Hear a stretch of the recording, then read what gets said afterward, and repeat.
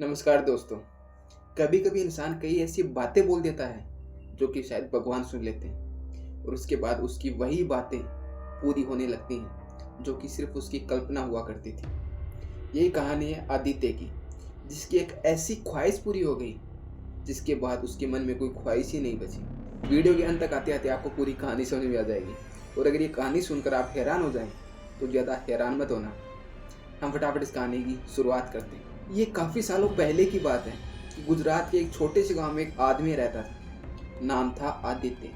ये आदित्य महादेव का बहुत ही बड़ा भक्त था और वो रोज़ महादेव के मंदिर जाया करता था। सुबह सुबह महादेव की पूजा करता और अपने बाकी के दिन के काम महादेव की पूजा के बाद ही करता। महादेव का मंदिर भी उसके गांव के पास ही में था, लेकिन वो काफ़ी ज़्यादा प्राचीन मंदिर था।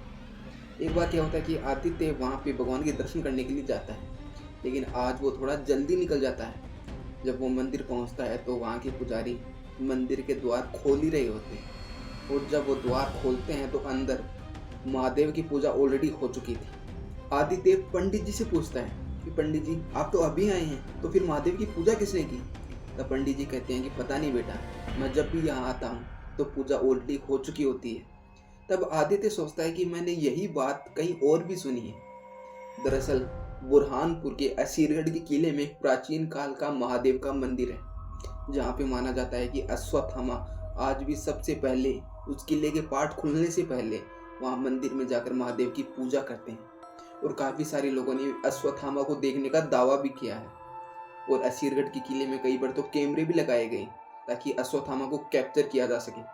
लेकिन सुबह के टाइम में जब अश्वत्थामा वहाँ पे आते थे तो वो कैमरे अपने आप ही डेड हो जाते।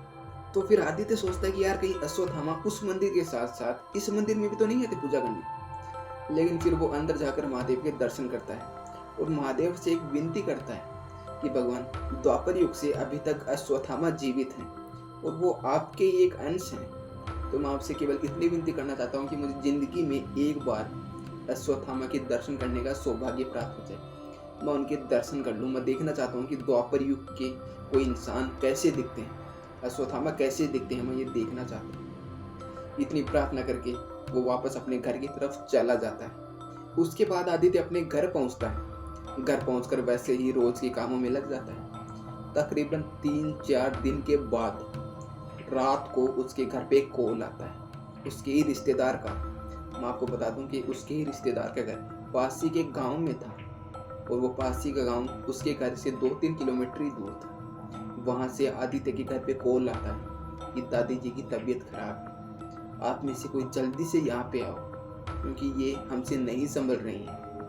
तब आदित्य के घर वाले आदित्य को जगाते हैं और कहते हैं कि बेटा बाइक स्टार्ट करो, वहाँ पे दादी जी की तबीयत खराब हो गई है, तुम्हें जाना होगा। तब आदित्य बाइक के पास जाता है, बाइक को स्टार्ट करने की कोशिश करता है लेकिन बाइक में पेट्रोल ही नहीं था। उसके बाद वो साइकिल देखता है लेकिन साइकिल के टायर में हवा नहीं थी, टायर पंचर था। आदित्य के घर वाले कहते हैं कि वहाँ पे इमरजेंसी है, इसलिए तुम पैदल ही निकल जाओ अगर कोई साधन वगैरह नहीं है तो फिर आदित्य रात को तकरीबन 1:30 बजे वहाँ से पैदल ही निकल जाता है पासी के गांव अपने रिश्तेदार के घर जाने के लिए। आदित्य अपने गांव से निकलता है। उसके गांव के बाहरी साइड में एक रेलवे का ब्रिज आता है, तो आदित्य वहाँ पे जाता है तो वहाँ पे फाटक लगा हुआ था। आदित्य सोचता है कि आसपास ट्रेन तो कहीं पे आ नहीं रही है, ट्रेन का हॉर्न भी सुनाई नहीं दे रहा है, मैं इतनी देर में फाटक के नीचे से निकल जाता हूँ। अब आदित्य नीचे से फाटक क्रॉस करता ही है तो उसको पीछे से किसी की आवाज़ सुनाई देती है कि सुनो। आदित्य सोचता है कि पीछे कौन है। वो पीछे मुड़कर देखता है तो फाटक की उस साइड में एक आदमी कंबल ओढ़े हुए बैठा हुआ है। वो आदित्य को अपने पास बुलाता है।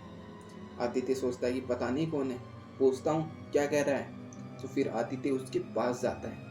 जैसे वो उसके पास जाता है उसे दुर्गंध सी आने लगती है। आदित्य सोचता है कि शायद यहीं पे कहीं पे रहता होगा और शायद नहाया वगैरह नहीं है इसलिए दुर्गंध आ रही है।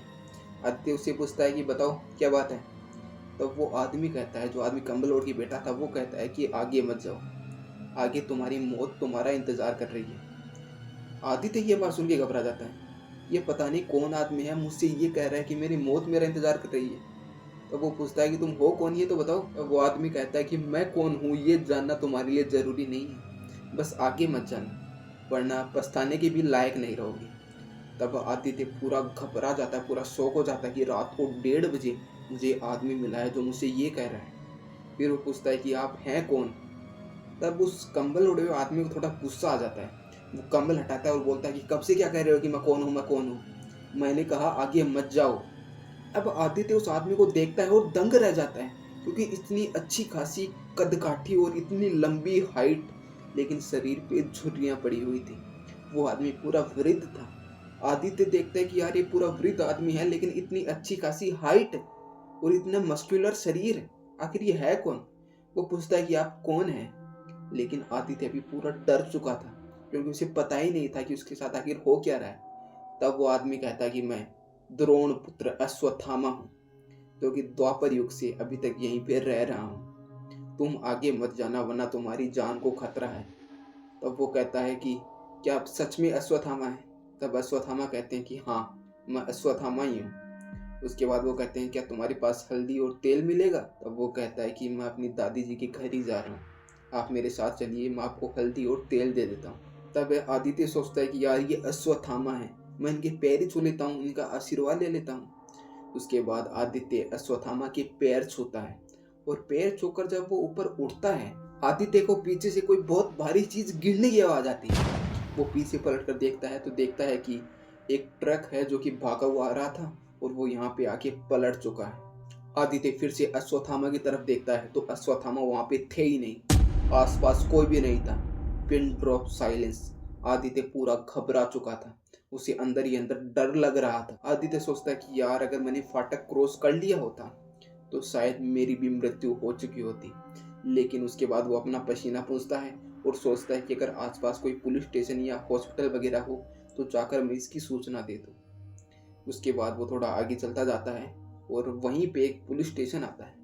वो वहाँ पे जाके वो पूरी बात बता देता है और अपनी दादी जी के घर के लिए चला जाता है। आदित्य के साथ हुई इस हादसे को वो आज तक भूल नहीं पाया है, और साथ ही साथ उसके मन में खुशी भी है कि उसने अश्वत्थामा के दर्शन कर लिए। उम्मीद करता हूँ वीडियो देखे तो लाइक भी कर ही दिया होगा, और ऐसी हॉरर एंड मिस्टीरियस वीडियो देखने के लिए आप हमारे चैनल को सब्सक्राइब कर लीजिए, पास में बेल आइकन को ऑल कर दीजिए, ताकि आने वाली वीडियो की नोटिफिकेशन सबसे पहले आपको मिल सके। और अगर आपके पास भी कोई ऐसी कहानी या कोई टॉपिक है तो इंस्टा का लिंक इस वीडियो के डिस्क्रिप्शन बॉक्स में मौजूद है, सीधा क्लिक करके हमें पहुंच जाइए।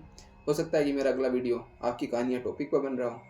और हम मिलते हैं इसके नेक्स्ट वीडियो के अंदर किसी नए टॉपिक के साथ में, तब तक के लिए धन्यवाद।